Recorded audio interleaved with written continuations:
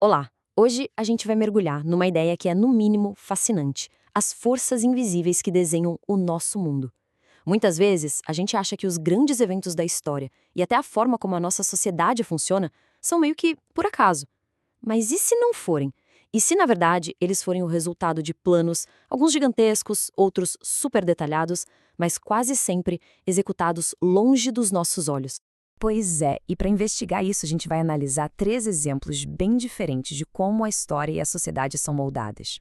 A gente vai começar com um daqueles projetos geopolíticos gigantes que mudaram o mapa do mundo. Depois, vamos para um truque de mestre, uma mentira elaborada em plena guerra. E, por fim, vamos falar de estruturas econômicas invisíveis que podem definir o futuro de um país inteiro. Vamos lá? Então, para começar, vamos voltar no tempo. Pensa só, fevereiro de 1945. A Segunda Guerra Mundial está na reta final e três dos homens mais poderosos do mundo se reúnem para, literalmente, redesenhar como o mundo ia ser depois da guerra. Essa era a Conferência de Yalta, e na mesa a gente tinha Franklin Roosevelt, Winston Churchill e Joseph Stalin. Cada um com uma agenda completamente diferente. De um lado, como a gente vê aqui, Roosevelt, pelos Estados Unidos, estava de olho na ajuda soviética para acabar a guerra contra o Japão e também queria garantir o apoio para a criação da ONU. Já Churchill, pelo Reino Unido, estava preocupado em garantir eleições livres nos países do leste europeu. Do outro lado da mesa, Stalin tinha um objetivo bem claro: criar um cinturão de segurança para a União Soviética. E o que saiu desse choque de interesses? Bom, uma série de acordos que não só puseram um fim à guerra, mas que, na prática, definiram a estrutura de poder do mundo pelos próximos 50 anos. A divisão da Alemanha, o poder de veto que a União Soviética ganhou na ONU, foram decisões que talvez eles nem imaginassem a dimensão total na época, mas que plantaram as sementes da Guerra Fria. O mundo se dividiu em dois blocos. Isso mostra de forma impressionante como uma reunião de poucos dias pode ter arquitetado meio século de história. Agora, vamos sair dessa sala de conferência cheia de mapas e planos grandiosos e vamos para uma operação secreta. Um caso onde moldar a realidade não era sobre desenhar fronteiras, mas sim sobre escrever uma ficção, uma mentira tão boa que podia enganar um exército inteiro.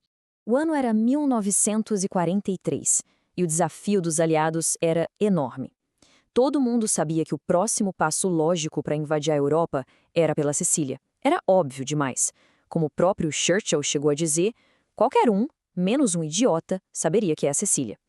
Então eles precisavam de um plano genial para fazer os alemães olharem para o lugar errado. E que plano! A Operação Mincemeat, ou Operação Carne Moída, foi tão brilhante quanto, bem, um pouco macabra. Eles pegaram o corpo de um homem que ninguém reclamaria e criaram uma pessoa do zero. Deram um nome, uma patente, uma história, uma noiva e, o mais importante, documentos falsos que diziam que o ataque dos aliados seria na Grécia e na Sardenha, não na Sicília.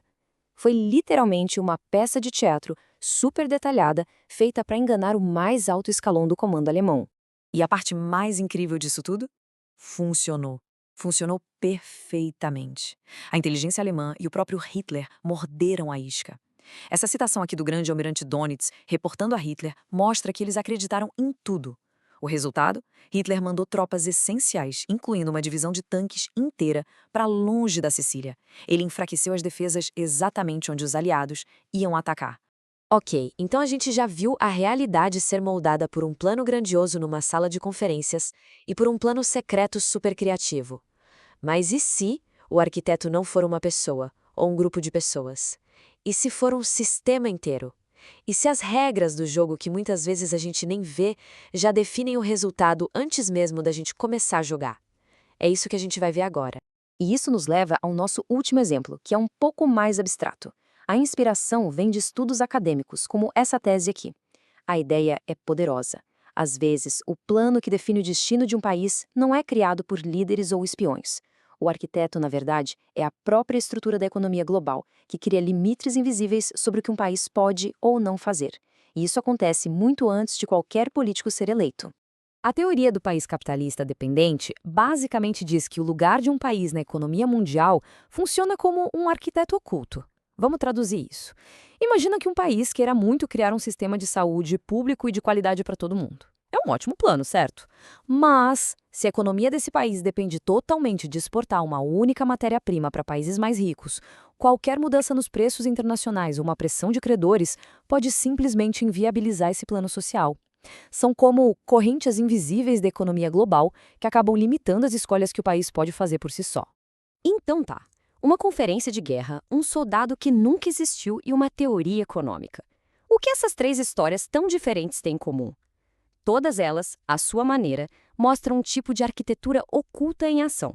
Vamos juntar as peças. Olha só como essa tabela resume bem a nossa conversa. No caso de Yalta, os arquitetos são claros, líderes políticos. O método, uma grande estratégia geopolítica. O resultado, a ordem mundial do pós-guerra. Já na Operação Mincemeat, os arquitetos eram oficiais de inteligência.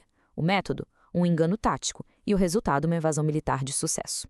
E por fim, no sistema dependente, o arquiteto não é uma pessoa, é a economia global.